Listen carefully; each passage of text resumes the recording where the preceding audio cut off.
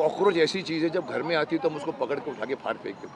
किसी भी घर में, किसी भी वर्ल्ड में कहीं भी देखो, कॉकरोच को कभी सत्कार नहीं किया जाता। यहाँ हम लोगों ने कॉकरोच पार्टी को क्यों पनपने दिया? मकसद नीट पार्टी के प्रॉब्लम सॉल्व करने को नहीं है।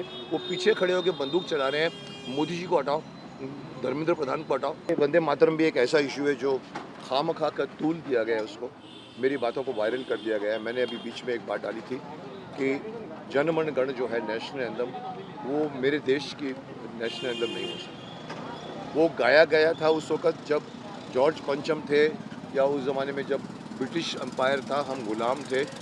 उस ज़माने में उनके शान में ये गाना लिखा गया था इमीडिएटली, जनमन गण अधिनायक जय। अधिनायक कौन होता है? अधिनायक, अधिनायक जय है, भारत भाग्य विधाता।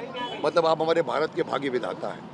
पंजाब, सिंध, गुजरात, मराठा, ये सब आपको यश कर रहे हैं, जय हो, जय हो, जय हो। ये मीनिंग अगर एक हिंदी जानने वाला भी अगर सोचेगा, तो अगर ये हमारे भारत माता के लिए है या अगर झंडे के लिए है, तो भारत माता और झंडा वो देश के भाग्य विधाता नहीं होती, हम उनको अपना प्रतीक मानते हैं। तो जो वंदे मातरम गाना जो है, जिसमें हम मातरम झुक के कहते हैं कि हे माँ, हम तुम्हें वंदना करते हैं, जन मन गण अधिनायक को छोड़िए, वंदे मातरम, सुजलाम सुफलाम मलयज शीतलाम, मातरम वंदे मातरम।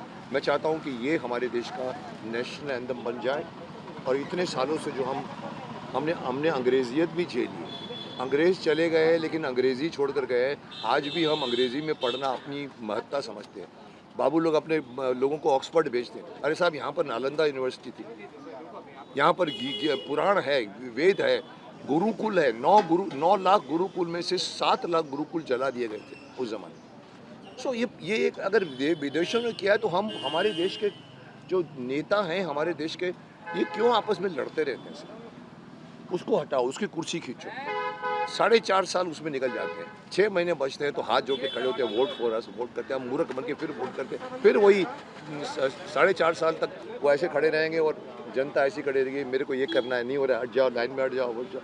अरे साहब, वो हमारे सेवक बनकर आते हैं, नेता बनकर, कभी लीडर, कभी भी हमारा राजा बनकर नहीं आते। मुझे ये थोड़ी शिकायत रही है कि क्यों नहीं हम अपने देश के युवाओं, अभी देखिए छोटी सी बात बन गई एक युवाओं की समस्या, नीट को लेकर।